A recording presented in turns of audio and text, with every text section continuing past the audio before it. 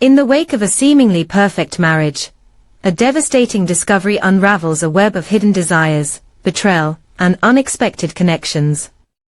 As hearts break and lines blur, three lives are forced to confront painful truths and navigate the storm of consequences. Will they find redemption, or will the weight of their choices leave them shattered forever?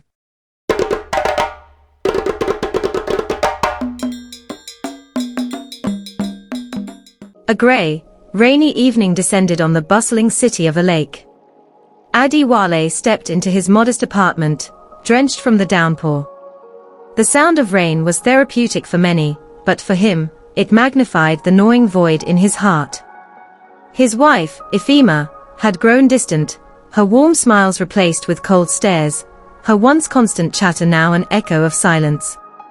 Something was off, and tonight, he would confront his fears. He hung his coat by the door and called out her name, but the only response was the faint hum of her phone vibrating on the dining table. Adewale had never been one to invade her privacy, but a deep sense of unease pushed him to pick it up. The screen lit up with a message preview. "I can't wait to see you again. Tonight was incredible. Love, Chijioke." Adewale's hands trembled as he unlocked the phone. The conversation revealed everything, a series of messages spanning months. The affair wasn't just physical, it was emotional. Every "I miss you" felt like a dagger to his chest. When Ifema returned home later that night, the atmosphere was heavy. He couldn't bring himself to confront her immediately. Instead, he retreated into silence, letting the knowledge of her betrayal simmer within him. The following week was a blur. Adewale began avoiding home, drowning himself in work as an architect. During one of these late evenings, he encountered his sister-in-law, Nneka, at a small cafe near his office. Nneka was an art gallery curator, and her lively spirit was a stark contrast to Ifema's newfound aloofness. She sensed his distress and offered to lend an ear. Over cups of tea, Adewale confided in her, pouring out the pain that had been eating him alive. Nneka listened, her expressive eyes clouded with sadness. "You don't deserve this, Adewale," she said softly. "I'm so sorry." Their bond deepened over weeks of shared conversations. Adewale found solace in her presence, and for the first time in months, he laughed without restraint. But as the days passed, their closeness turned into something more dangerous, a chemistry that neither acknowledged but both felt. One evening, after a particularly emotional exchange, Nneka touched his arm. "You're not alone in this," she whispered, her voice thick with emotion. The look in her eyes was impossible to ignore. The tension between them broke in an intimate moment they both regretted instantly. But before either could process what had happened, the sound of the front door unlocking jolted them. Ifema stood frozen in the doorway, her umbrella dripping rain onto the floor. Her wide eyes darted between her husband and sister. The betrayal she had committed suddenly paled in comparison to what she was witnessing. "What is this?" Ifema's voice cracked, her disbelief palpable. Adewale's heart sank as Nneka scrambled to explain, but the damage was already done. Ifema's world crumbled in an instant, and the shards of their broken marriage cut everyone involved. The days that followed were filled with shouting matches, tears, and long silences. Ifema moved out, and Adewale was left alone to grapple with his guilt. Nneka, too, retreated, ashamed of her part in the chaos. But the pain didn't end there. The betrayal had ripple effects, pulling extended family members into the fray. Accusations flew, secrets were unearthed, and relationships were tested. Amid the turmoil, Adewale and Ifema began the painful process of divorce. It wasn't just the end of a marriage, but the unraveling of a shared history. Despite everything, there were moments of clarity. Both realized they needed to heal, not for each other but for themselves. The road ahead was uncertain, but one thing was clear: life would never be the same again.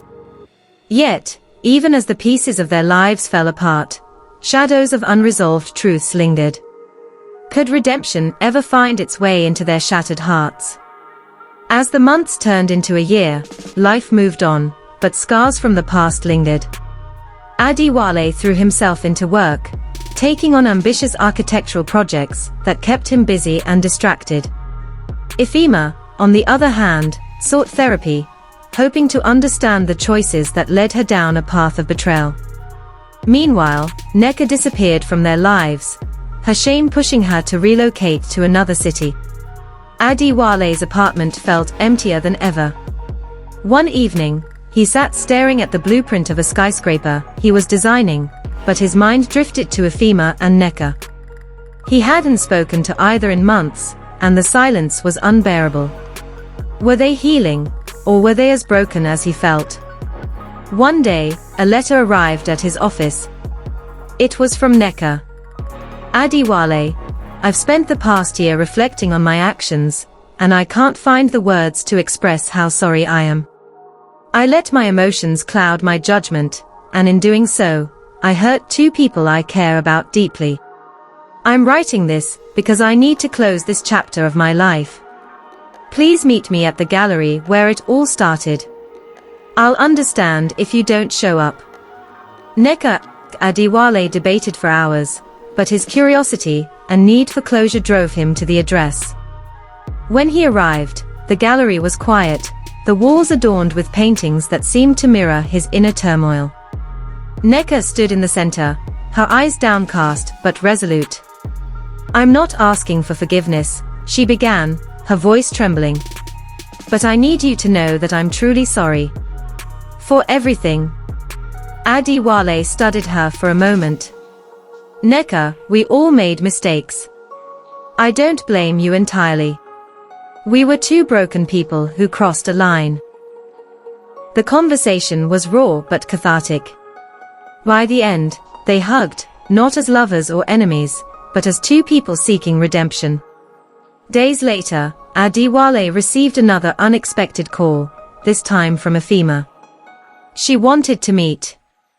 The thought of seeing her again filled him with dread and anticipation, but he agreed.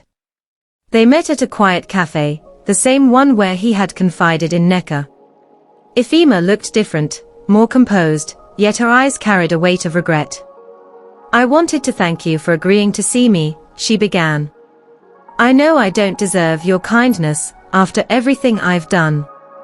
Adewale nodded but said nothing. I've been in therapy, she continued. It made me realize how much I hurt you and myself. My affair wasn't about you. It was about me running away from my own insecurities. I didn't deserve you, Adewale, and I want you to know that I'm deeply sorry. He sighed, the anger he once felt now replaced with a deep sadness.